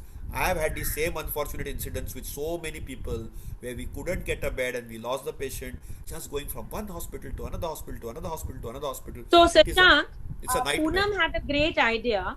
Poonam Lalwani, you had suggested that societies became, building societies or colonies became equipped with certain interim arrangements wherein a patient who's trying to find a bed can gain support system. And Sona just wrote in with a similar idea of societies working to create, a kind of a room where there would be oxygen facilities. Can you elaborate on that idea, Ashish and Sona together, about how do you agree that a society, a building society, can provide some amount of succor and backup support till a person gets a hospital bed? Because this is a big problem, which Haresh alluded to earlier, isn't it? Yes. So one thing would be, I think Dr. Shashank also has already mentioned, they would be taught to lie prone and oxygen saturation being monitored and oxygen concentrators being arranged on rent or purchase if a group of buildings come together and there is some knowledgeable person there. And at the same time, that person or that team is tracking the hospitals around where there might be a possibility of shifting this patient if required. So they are aware of that is what we've been doing in our community. Every time we have a sick person and we might think that this is COVID. Dr. Shashank, I would also like to know from you and Dr. Ashish about the role of HRCT that you all are you all. That is one way we are also trying to do a chest X-ray and see if it's florid disease, or if we run an HRCT scan and find disease, then we know that this patient is already suffering but is not showing signs and symptoms. And if there is any comorbidity, this patient needs to be more alert. Your question at this point. Dr. Suchetan has a question, which is a very controversial question right now. And everyone wants to, I've had some 50 people asking me this and requesting me to. Suchetan, can you pose your question? If Dr. Joshi wants to answer, if he wants to answer Sona's question, he can quickly answer it and I can ask him. So I think very quickly, HRCT is more sensitive than the RT-PCR. So I think I firmly believe in the HRCT. In fact, at a Mayo Clinic, which is the world's #1 clinic, which I have worked there, they actually, when they triage a patient before surgery, 4 hours before surgery, they'll do a HRCT and then wheel the patient into the surgery. So HRCT is very useful, but not everybody can afford it. We can't recommend it routinely, and it picks up the lung storm much earlier than anything else. And it also is more, there is a false negative rate of a swab test of 30%. 30%. While the HRCT is probably false negative in only probably 15 or 18%. So that's something. So I had this, I had this ground glassing, that which you see, the ground glass opacity, GGO as we call it. Yes. And we are all into it. We have all become radiologists, Sona, because we have to read X-rays. I'm happy. We have to read I'm happy CTs. to train you all. You'll not believe it. As of now, I was just reading a lung scan of someone, and that's how we have become. So I think Dr. Suchetan. Yes. So this was very important because I also get this question asked. There's so many different treatment protocols. I mean, Mass General has one. You have AIMS has one. Mayo Clinics have one. There are so many different drugs being used, and especially when you're looking at something like HCQ, where there's a very controversial. Some countries are banning HCQs. Some people, the BMC says that you should take it as a prophylactic medication. So I would really like to know what is your opinion on this, view on this, and then maybe we can have a little bit open to the discussion to the panel. So that's the last thing I'm going to answer, and I have to leave that. So I think, you see, this was a debate when we were called on the COVID task force. My very good friend Hari Rudwadi and me had. He says, I don't take HCQS. I said, I take it. And probably I have minimal disease, and I'm talking to all of you all because I took HCQS. So let me put HCQS in its perspective. It is not Can a I cure quickly for... Yeah, 1 minute. Let me Well, let me quickly tell you the full fact sheets, because Nisha was very right. Probably she had insider information. I did talk to ICMR about it. I am on Ministry of Health joint committees, and we have been constantly doing the Mumbai model. So, and I have very close friends at Mayo, at Mass General. I have colleagues who have got COVID there. So let me put this HCQS very quickly to rest. HCQS in prophylaxis to close contacts and HCPs will reduce the degree of disease and may not kill you. That's number one. That data is clear cut. Once you get COVID, if it is asymptomatic or mild, it may help in the young people who don't have comorbidities. Above that, above 55, we don't know. In hospitalized patients, clearly the verdict is out that probably it doesn't help. And we have to wait for the solidarity target of WHO to prove it in RCT. Now, currently in COVID, no medicine is useful. All medicines are under adaptive trials. The only drug which has shown something which of benefit is an injectable substance called Remdesivir for 5 days, which improves recovery time by 2 to 3 days. Except Remdesivir and maybe a Japanese agent orally which is called Favipiravir, which is undergoing trials. These two are the antiviral drugs. So remember, for a virus you need an antiviral. And these two are the only agents which might have a hope. HCQS is more of a prophylactic. It is more of a preventive. Policemen who took HCQS did not get the disease or got milder disease, while policemen who didn't take it probably died and we lost them. So that's the final word on HCQS. I've written a full article again on HCQS with Zarir, which we published in our Journal of Association of Physicians of India. Again, I'll send it to Nisha. You can all read it. And it was lovely to be here. Sona, you were saying something, so I interrupted you. I'm apologizing for that. No. I'm sorry, I interrupted you. We have taken HCQ prophylaxis right from the beginning, and we've now started a continuing prophylaxis for all our staff. So none of them have really fallen sick. We have a staff of 40 plus people. Can I pull in Safla? She's been trying to say something for the last 20 minutes. Safla. Sorry, yeah, Shashank, hi, Sona. So the thing is with HCQS, it's great for someone who's a frontline worker. Here, this is a public platform and it's the general public who wants to know, can I take it? Because I'm going to join work, I'm going to go to office, I don't know who I'm sitting next to in the bus. One minute. So the question is, what is the exit clause? The argument I have is how long? Because I think coronavirus is going to be here for a long time. So are you going to take this forever? So my good friend of last 35 years is Dr. Raman Gangakhedkar. He got Padma Shri this year and he's a very close friend of mine. He heads the whole ICMR task force for this. He's a virologist. He used to be at NIV, and he and Balram Bhargav, I have spoken to both of them, and he's the one who made this protocol. Okay, and he says right now you have to continue it as long as you can, at least 3 months. So they continue the protocol because we don't have data. We have only case control data. We have data from Mumbai. The only person from Mumbai who has published it is Dr. Tanu Singhal from Kokilaben. She has data. We are in touch with everybody around, but most people have taken HCQS, but some people can't. Some people can't because of comorbidities, QT prolongation, as Harish said it, and some people will still take it and get full COVID. Okay, so we need, but for lay people, no. For close contacts for 3 weeks, for healthcare workers, at least ICMR says for 3 months, and then the new advisory will come. By that time, we'll have better data. So I hope, Dr. Pradhan, I have been able to answer a question. And I think thank you very much. Meeting all of Thanks, Shashank. Great, Shashank. Doctor, thank you for me. You were trying to come in with something. Yeah. After Harish, Safla will continue. Okay. Harish. What I was telling you about HCQ is that people don't understand where this 3 months and all came from. So I strongly say that the common man should not take HCQ without doctor's advice. Absolutely. That's the most dangerous thing to do. People have to understand that. Dr. Pradhan, Dr. Safala, all of them say it's a safe drug if given properly. And the 3 months came because initially ICMR thought that India will ride COVID in 3 months. Right. That is how 3 months came. So nobody knows that what will happen after 3 months. You can give HCQ even for life, which we give to rheumatoid arthritis patients, SLE patients. But if you go beyond 3 months to 6 months, you have to check their eyes. Correct. You have to check whether they're having toxicity or not. Right. So without doctor advice, HCQ is not a great idea, but it is good for healthcare workers to take to prevent or mitigate the chance of developing a problem. So give it to the healthcare worker, the frontline worker, family of the healthcare worker, not to the Harish, a quick question. The Deputy Municipal Commissioner Waterworks insisted on, he was tested and he came positive with corona. He had he was asymptomatic nearly. He was found positive, but then he was so panicked and so traumatized by the fact that he'd got COVID that he was found dead. He was found dead. He was gone the next morning. Right. So my question here is, and I want Jimmy to jump in here as well. What exactly happened? He must have had a cardiac arrest because of panic and fear. So COVID is also causing panic and fear to people who, genuinely are not, proper COVID cases. So what are people, I mean, how are they going to cope with the heart issue? And my second question is COVID, I mean, I'm hearing that COVID also damages the heart.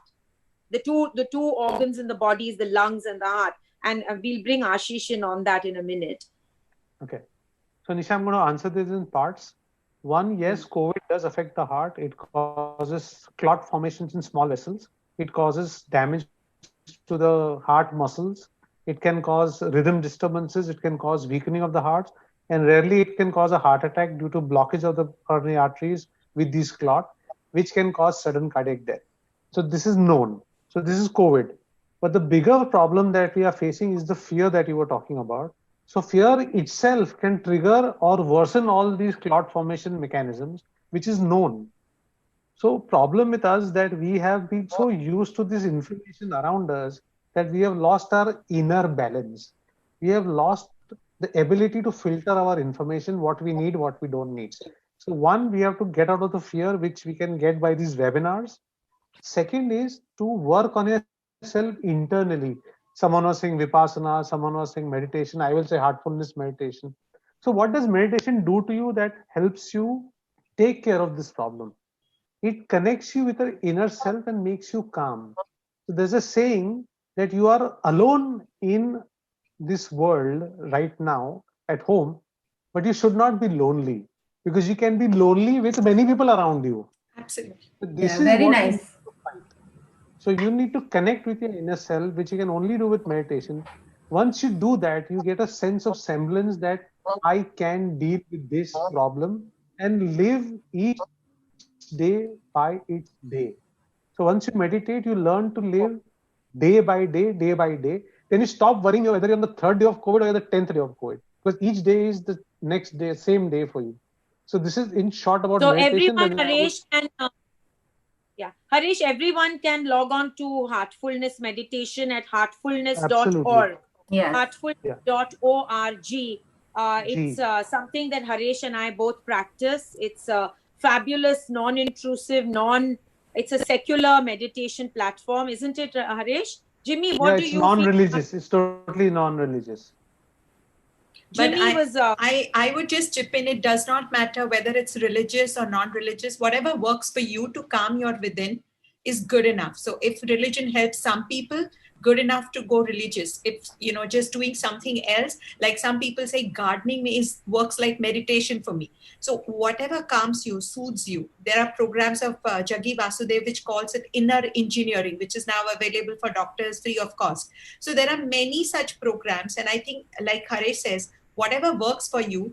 And one more thing which Shashank said, and you had asked earlier, where is the alarm to go? So what is the red flag? If you're managing yourself, when is the red flag that you have to stop managing yourself and go into an institute? So breathlessness is one of them. And of course, saturation, we've talked enough. Tightness of chest and fatigue, feeling. But one of the very important things that people say, and that is it's a vague QOL question that I ask a lot of my patients. So you just ask them, how do you feel on 0 to 10? On a daily basis, you ask yourself, how do I feel about myself on a score of 0 to 10? It's a surprising number of people who will say, I feel 4 or I feel 10. And it's funny, if the person starts feeling that I'm feeling 2 and 1, that is some kind of a gut feeling, I tell patients, go to the hospital, because there is an inner... Sangeeta, I'll bring you back. Jimmy was at that moment trying to say something about his views on meditation. After which I want to bring in Suchetan on aerosols and hygiene with Safla on home care. So Jimmy, real quick, I wanted to know your inputs on Harish's view of meditation. Jimmy, you're on mute. Can you shut your mute button, please? Hi, Nisha. I'm aware of heartfulness meditation. I've gone through the 3-day initiation program like everyone else. What's your view on meditation and on the heart reacting to, fear of corona? I think the issue of fear really has to be understood from the point of view of fear is actually anticipation of something happening in the future. So when you are in a constant state of anticipation, you are quote unquote living in the future. You're not living in the present. When you are quote unquote in a state of depression, you're living in the past. You're not living in the present. So various meditation techniques have been developed. I've done Sadhguru Jagi Devasudev's, I've done heartfulness, and I actually teach also mindfulness meditation. The thing about mindfulness meditation we need to understand, its focus is to help us focus only on what's happening in the present moment and to be unmindful of the past and unmindful of the future, to focus on what's happening on the present moment. The human mind has found this very, very difficult to do because we're in the habit of worrying or feeling depressed all the time. So if with this comes as a history for us, then suddenly now we've got COVID and suddenly we have to change our way of thinking and being, it becomes very, very difficult. Goenkaji of Vipassana fame has, there's a short 4 or 5 minute guided meditation that he gives, which is available on the internet, which is a very valuable meditation called Anapanna, which is the start of any Vipassana meditation program. I would recommend everybody to focus on that. Zen meditation is another that is available through so many books as a way of developing mindfulness meditation. So I would focus more on mindfulness. I just want to ask, some of the viewers are asking me that no one has addressed the question of moving out. We've not spoken at all about moving out. Lots of people are very confused as to the lockdown has ended. But Suchetan, should people start, living normally, moving out, maintaining social distancing, wash their hands for 20 seconds? We all know that. But what is the safety factor of moving out or staying home or waiting and watching until July? What do you feel, Safla? What do you feel, Suchetan? Can you take that? Suchetan, you start. Suchetan? I think yes. Sure. I think we have to talk about aerosols very clearly, because what the spread is going to happen in the community is aerosol spread. Please talk about hygiene also. Yes, I'm coming to that. So the aerosol will also be generated by talking, even not even coughing and sneezing, but just talking will create. So.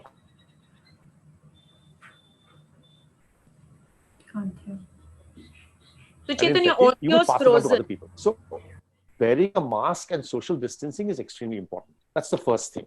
Secondly, when you're talking about hygiene, you must wash your hands. I mean, we all understand that.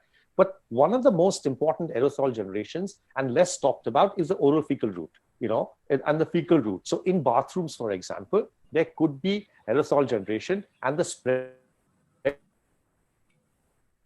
for your bathrooms have to be really clean. The hygiene has to be good. And if you're flushing it, please shut it and then flush it. Don't leave it open and flush. So that's something that is a simple thing to do, and you won't generate aerosols that way. So that's very easy to do. When you are opening up the lockdown slowly, you will find that suddenly there'll be a spike because people feel end of the lockdown is the end of the infection. That is not true. That is the middle of the infection, and you're unlocking. So you have to be extra careful. People are not. And then you see people in public transports going and traveling, and there's no social distancing possible.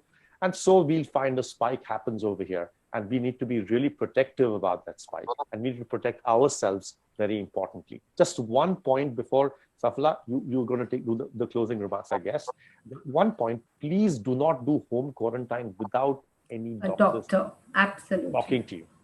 It is absolutely imperative and important, and please don't take medications. Take medication with the medical prescription. Safla, please I take have over. for you. Non-COVID people. We've talked about people who get sick, who get the flu, who are unwell. What do people like us do? Normal people. Do we start moving out? Are we going to be cautious? Should we try to work from home? What should our attitude be to the end of the lockdown? What degree of preparedness should we have? And people are popping and hoarding medicines. What should they not be hoarding medicines? Because when we actually need medicines, they're not available. So how do we deal with that? Should we start going to at least people's houses, if not bars, because the risk level of a bar is 9? So what should people like us do? And everyone, please feel free to pipe in right now, because let's open up the discussion at this moment. We have another 15 minutes left. And in this 15 minutes, let's hear from everyone. And Ashish, you still have to answer us about damage to the lungs. I've got some 15 people asking me about damage to the lungs. So once Safla's through, we need to know, we need to hear from you about that. And I think Suchetan has 1 or 2 questions too for the whole panel. Nisha, I have to go. Thank Nisha, you for being with us. Thank you. Bye, thank you, Dr. So much. Thank you. Thank you so much. Safla, can you take that question? So I'll quickly tell you, Nisha. See, like I said, and all the doctors agree, the epidemiology of this coronavirus is going to be a long time. It's a very young virus. We don't know. We're hoping it will go away by mutating and becoming milder, but we have to assume that it is there with us. So all the precautions that were there in the beginning of the lockdown do continue as a part of your lifestyle. And there is emphasis on hand hygiene, emphasis on your face mask, on distancing where you can do it. All this goes without saying. Everyone is doing all this in their homes. Now, coming to socializing, yes, everyone's very frustrated, and it was fun to see, everyone putting pictures and selfies of them with a broom and all that. Everyone's got tired of it now. Now they want their mates to come back, and they want everyone else to be taking care of it because they're fed up now. However, this is exactly the point where we have to be now more careful. So, the stories that we've heard where families have suffered, where the youngest member who stayed asymptomatic, didn't have symptoms, but came home and infected the grandparent, where it ends in a tragedy, right? So you have to have your whole family together, include your house help, and give them that education, train them that what needs to be done. And it's a part of life now. So it's not just going to protect you from corona, but from general bacteria and viruses when you practice these steps of protocol. So I always tell people that the most important, everyone knows the word PPE now, the personal protection equipment, and we all have it, and that's our brain. And so we have to use common sense from there, not hoard medication, not follow WhatsApp forwards, not follow those WhatsApp universities like Dr. Joshi said, and exercise common sense to stay safe, because this is going to be not a short-term plan for us. This is a long-term plan with a lifestyle change. So this is a part of our lifestyle change that has to be there. Back to you. Also, just one point, PPs, I know a lot of ordinary individuals who are living in societies who are ordering PPEs. You don't need to wear a PPE. PPE should be reserved, N95 masks should be reserved for healthcare workers. You really don't need to wear a PPE and go out on the... 50,000 PPEs to KEM Hospital, Poonam. Poonam, tell us your experience on the PPE kits which Suchetan is speaking about. I think they are in short. Your mute is on, Poonam. Can you yeah. She went off the audio. Okay, so we've lost Poonam. No, she's back. She's there, but she's back. I think we lost her. She's on mute. So I have something to talk about PPE here, if you think I could contribute, Nisha. Suchetan, I hope I didn't interrupt you. No, not at all. Please go ahead, Sona. So a PPE is different for different people when the risk is different. Like a low risk area will not require the same PPE kit like a high risk area will require. So you have low risk, moderate risk, and high risk. In low risk, you can get away with just a mask and maybe gloves if you are working in a reception area of a hospital, or in a moderate risk if you are working with the technicians like we have in our setup, we are at moderate risk, and high risk when you are actually dealing with patients. And so we have to understand that and call everything as PPE. Correct. Poonam, you were sharing something with us? No, I was saying, yes, PPE is only meant for absolute. Oh, she's gone. Sucheta, you take over. I think. Yeah, so I think the issue here is that who actually needs PPEs and what, like Sona said, the different types of PPEs. Even a mask is considered a personal protective. Wear a hazmat suit and go out tomorrow? I'm saying don't wear a surgical gown. I'm getting requests from a lot of people who want to take a flight and go somewhere. And I just got a call the other day from a chartered accountant who said, I need 10 PPEs. I said, can you please explain to me, why do you need them? So he said, oh, I want to take a flight. I said, you don't need a full hazmat on a flight. So he didn't know. I said, max you should do is to wear a mask, wear a shield, and wear gloves if that's what. But be careful when you're wearing gloves, you think you're protected. Yes. But when you're wearing gloves, you might touch your face with those gloves, and you're touching the surface of the fomite infected, and you might touch your face, and that might even be a problem for you. So be careful. Gloves give you false sense of security. If I could quip, in fact, I don't like people wearing gloves, because once they feel protected, they touch multiple surfaces. They'll end up touching mobiles, phones, doors, latches, and they kind of cross-infect. So it's very important to hand wash more frequently, sanitize more frequently for common people. And one of the very important aspects of using a mask, since we are talking to public, most of the people have the habit of pulling the mask up 20 times and 30 times per hour. So your hand consciousness has to go very, very, very high. If you're handling the mask, you have to only use the tie place. The band is what you touch. If you touch the outer surface of the mask recurrently, what you're doing is all the viruses that might have accumulated on the mask or the debris that is accumulated, you're touching it. And once you touch it, you'll end up straightening it and then picking up the mobile. So this is very important, common thing. Second, it has to cover the nose and the mouth. So when we teach anybody, we teach for mask hygiene, hand hygiene, and exposure hygiene. So if I can teach those people, the most important thing is, how do I wear my mask?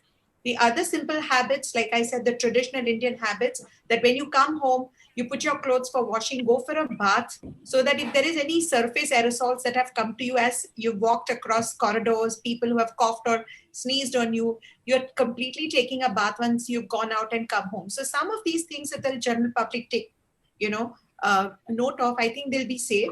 And though Sona said, PPE colloquially and how people are using it is the whole thing.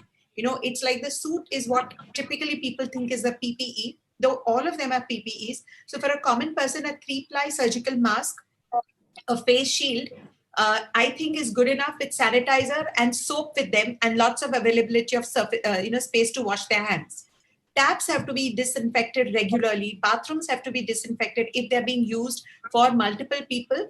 And I think those kind of routines, when we're talking for a large scale opening. So if I have an office that is working, I would rather have a board outside which tells last used, and you give at least 15 minutes. See that there is exhaust fans at all the toilets. So when we are opening the lockdown, all toilets should have large, massive exhausts, because changing the air in the room at 30 cycles a minute is something that is considered of reducing the viral load and therefore cross-infection. So if an office has 10 people working, 20 people working, and there's just one toilet, there has to be a discipline of toilet use. And that discipline of toilet use will have to be put up as a board, put up as a training, because these are the places we will cross-contaminate people. And so post-lockdown, hand hygiene, mask hygiene, toilet hygiene, and social distancing is going to be very, very important for critical areas of, and no matter what, how close you feel emotionally to people, stand 6 feet apart. I mean, that's something I keep telling people.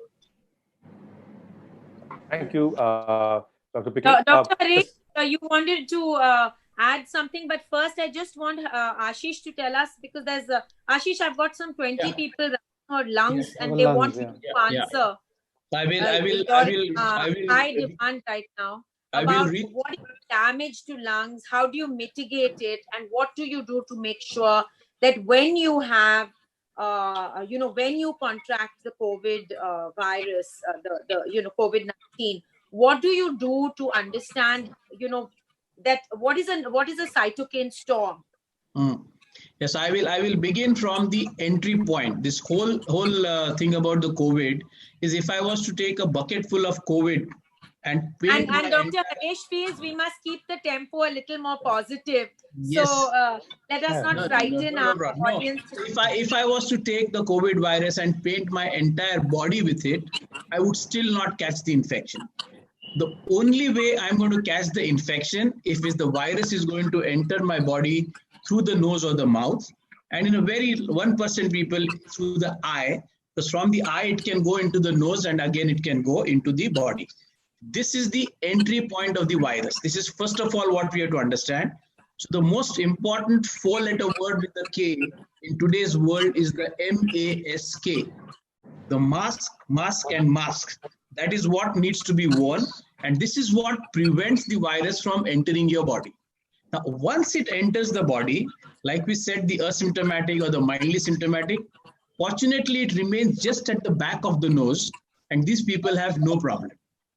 The only people who have the problem, those that 2 or 3%, that is when this reaches the lungs. From down here into the throat, if it reaches your lungs, and there the virus has its own free will. Nobody, no doctor, no medicine can decide whether it should stop in the nose, whether it should go to the lungs or not. This is the uncertainty of that virus. Now, once it enters your body, it affects you in 2 distinct ways. What Shashank was talking about, the first week and the second week. So the first week is a little bit like a H influenza flu, where you have these little symptoms. They're also very tricky. Unlike the flu where you are throughout the day unwell, in COVID you're unwell just for half an hour or so. So even that 1 week tends to trick you. Yes, maybe I'm bad, maybe not bad. But now what happens is the body starts producing a defense chemical inside.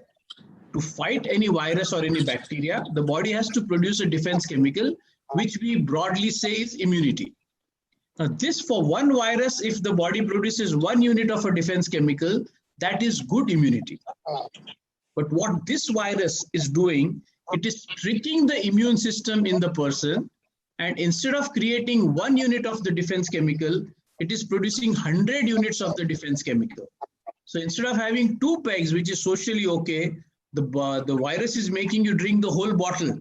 And that drinking the whole bottle is the cytokinin storm. The cytokine is actually a defense chemical. In right proportions, it should be there. But when it is taken in too much of a proportion, that is the storm. And when this too much of a defense chemical is flowing through your blood, this is damaging the delicate lining, or in fact, the blood vessels of the lung. And when these blood vessels of the lung are slightly damaged or swollen, to this, if you add a ventilator, the powerful force, they were getting damaged. This is where the ventilators were creating damage. Therefore, now the protocol is to be very conservative on the ventilators and just give oxygen. So if we can give oxygen, and the way to test the cytokinin storm is a simple blood test, which Sangeeta also mentioned. There's a simple chemical which is called as an IL-6. And this simple blood test tells you whether you are headed towards a cytokinin storm or not. Fortunately, there's an injection, a little bit expensive, which can mitigate the cytokinin storm. But these are all happening inside the ICU. So what a simple blood test tells you. But essentially, I want to bring at this forum, if your nose and mouth can be well protected with the mask, and you should do your study about the mask. For me, the ideal would be an N95. So it sort of protects anybody from the virus. But there are practical, the world does not produce unlimited supply of N95. So there are layers for administrative and practical reasons that we have about protecting. But if you can prevent the virus entering your nose and mouth, you're protected. The surface is for protecting the family members.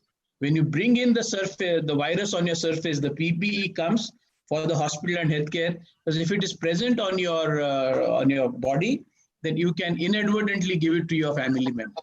That is how it is going. We have the last 4 minutes left. So Harish, you can tell us what you want. So one is that I think we are scaring people a bit too much. It's not all this bad as it sounds, this ferritin and all. I think let's come down to pure basics. We're talking of home care right now. We're not talking of hospital care. So if they touch the mask by mistake, just tell them to wash their hands. Otherwise, they'll be so morbidly scared that they will be touching everywhere. So if by mistake they touch their mask, tell them to wash their hands. Hand sanitization, one, that's very, very, very important. That you must do. Don't get scared of the COVID. Learn to live with it. Get the society together. Third, about taking a bath. Misconception. You don't have to come home, quickly remove your clothes and go for a bath. Spread by cloth fomite is very, very, very low. Unless you've gone into a COVID ward without a PPE and then you go home, then you're silly. Really quick question from a viewer. Do you need electricians and people who come to your house to do maintenance work? Do they have to wear a PPE kit? Okay, no. Let's look at this one now. Again, first of all, don't call them unless necessary. Don't let new people into your environment unless necessary. If it is absolutely necessary, PPE is not necessary, as Ashish said. It is the mask because it is the breathing.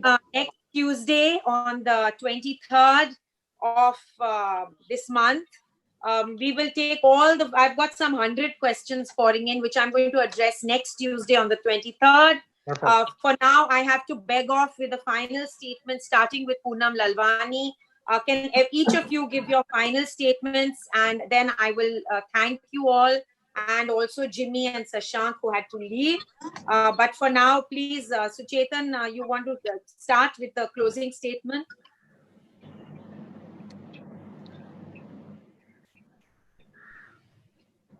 Suchetan, you need to unmute.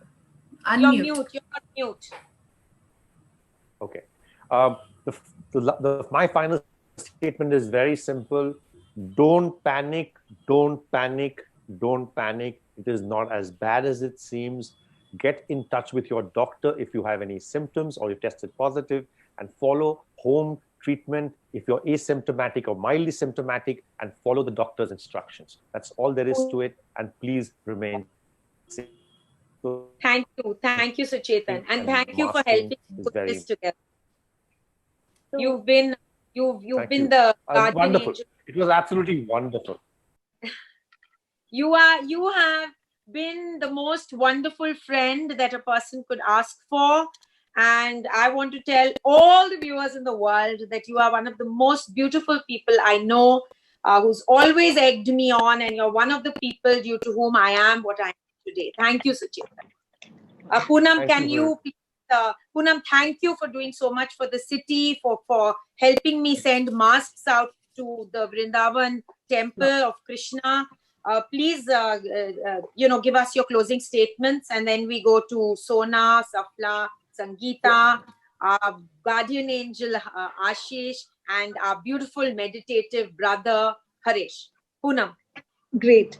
Thank you so much. It's been so wonderful hearing all these illustrious doctors keeping up the spirits, giving clarity on exactly how to live it. In my little way, I would stay positive. Keep yourself busy. Keep your mind busy. Use this time to do the things that you never did. Oh God. Can you hear me? Yeah, we can hear you. Okay. Do the things that you use this time well. You're never going to get it again. Enjoy yourself.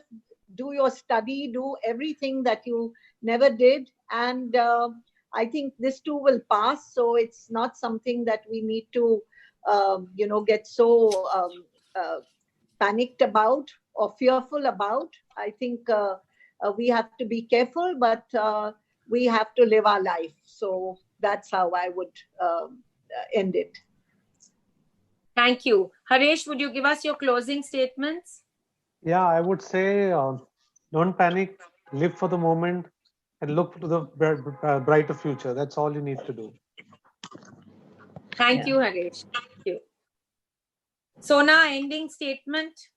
Yeah, I would like to say approach this disease and this time from a winner's view. We have to come out as winners. Think in a positive way. What can we contribute to the society, to our community, to our families, and come out a winner. Be fitter than you ever were. Focus on exercise. Focus on immunity. Focus on being a better person, thinking about others, and let not this disease get you. Thank you. Thank you. Safla, could you give us your closing comments? Yeah, Nisha. Actually, Shashank almost had me wanting to go into that COVID retreat the way he described it, you know. But I actually would like you to be the person who would amplify, like being the queen of social life in Mumbai. If we can manage to keep you home, I think we've done half the battle. So stay safe. I have not stepped out. Stay safe. Or not. We want to ask your husband how has life been for him. Even one day, Safla. Yeah, so that's what I mean. So those they will follow you more than us. We will speak, but you amplify it, and let's all stay safe. I have gone to my lift, Safla. So I have been for above 80 days, and I'm not missing any of the social glitzy life. I'm very happy. We want to ask you. And working with all of you. And great. Working with all of you on the COVID. I know. Yeah, you've been doing a wonderful job. Wonderful. And I'm trying to help Poonam. You know, I'm totally on this. And for 1 year, I've taken a gap year. Okay. So I'm not going until May the 2nd. I think my next amazing. All of us should say this to Poonam. If you need any help from us, yes, you can reach out to us. So please, Thank you so yes, much. Yes, just that call us. That makes me feel so good. I mean, if y'all can give me protocols which we can share in the communities, you know, simple things which I can have translated in Hindi and Marathi and spread the videos, it would be. I need to take a closing statement from Sangeeta and then Nisha, I'm going. If you don't mind, please don't interrupt. Yeah. Thanks. So Nisha, I wish we could just say "Go Corona, go" and it would just go away, but it doesn't work. So I'm going to say Corona se daro na, अपने hygiene habits को अच्छे से करो ना, बस उतना करो आप, you'll sail through. I don't think we really need to worry about all this. All that we've discussed it a lot of theory, but अगर hygiene habits बराबर करेंगे, तो ये Corona जाएगा. That's it. Dr. Ashish? Yeah, I think we are now in the era of heightened sense of alertness. We all have to exercise a heightened sense of alertness about ourselves and our surroundings. And the biggest tool that needs here is the common sense. Do not without filtering it through common sense, because I have a famous line I say that common sense is soluble in panic. So if you panic, common sense gets destroyed and then your judgments get. So use a lot of common sense, and of course, like everybody is saying, but common sense is soluble in panic. Keep the panic at bay, use your common sense much more than the medical sense. Yeah. Thank you so much. Once again, thank you to Dr. Mayuri and Abhishek and Dr. Suchetan for helping me put this together. Thank you for all the friends who've joined us and been sending all the questions to us. Thank you, Sona, for being so practical and pragmatic and helping Bombay not be frightened. Thank you, Sangeeta, for always being, you know, a reservoir of knowledge and being so graceful in sharing it. Ashish, thank you for the medication of love, happiness, and kindness. Thank you. And Poonam, thank you for healing the city, especially the sex workers of Kamatipura who are being ignored. Thank you, Harish, for the, you know, the love, the medication, and the meditation which you are giving the city of Bombay. And Safla, for your practicality, for your goodness, for your absolute effulgence which you radiate. And in absentia to our absolute, you know, flag bearer of healing, which is Shashank, Dr. Shashank Joshi, and Jimmy Modi, who's been a fabulous psychotherapist and guiding us through a very, very difficult phase, which Bombay is going to rise out of. And we salute the spirit of Bombay. Thank you. Thank you. Thank you. Nisha. Thank you, Nisha. One last, Thank you so just much. one last thank you, Nish. Thank you to D.Y. Patil University and, Thank you, its, yes. and Vijay Patil, Thank you. Thank you so much, and who's Dr. been Thank you. extremely kind. And Thank you. Abhishek and Thank you. D.Y. Patil for thank you, continuing everybody. Thank you. hold Thank you. the Thank you, flag. guys. Thank you, D.Y. Patil. Thank you. Thank you. Bye. Thank Bye-bye. you, everybody. It was amazing. Bye-bye. Thank you. Thank you.